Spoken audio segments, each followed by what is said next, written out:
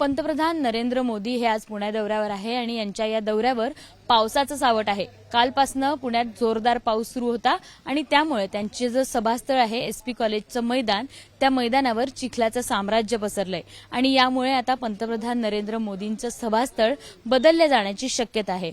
पुण्यातल्या गणेश कला क्रीडा मंचावर त्यांचं हे सभास्थळ बदललं जाऊ शकतं। इथे साधारण 2 ते 2.5 हजार लोक बसण्याची क्षमता आहे आणि महत्त्वाचं म्हणजे आता या सभास्थळाला प्लॅन बी म्हणून बघितलं जातंय।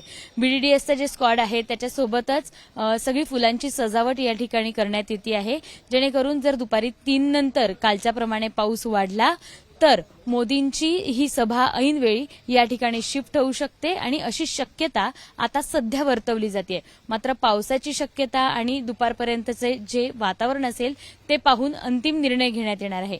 साधारण एनएसजी वाले हे सगळे निर्णय घेताना मान्यता देत नाहीत किंवा त्यांना वेळ लागतो हे सगळं एक्सेप्ट करायला। मात्र अजून जरी पावसाचा प्रमाण वाढलं किंवा पाऊस वाढला पुण्यात तर त्यांची सभा या गणेश कला क्रीडा मंचावर होण्याची शक्यता आता वर्तवली जाते। अर्थात अंतिम निर्णय या सगळ्या वातावरणावर अवलंबून असणार आहे। कॅमेरामन विजय राऊतसह शिवानी पांढरे, एबीपी माझा, पुणे। एबीपी माझा, उघडा डोळे बघा नीट।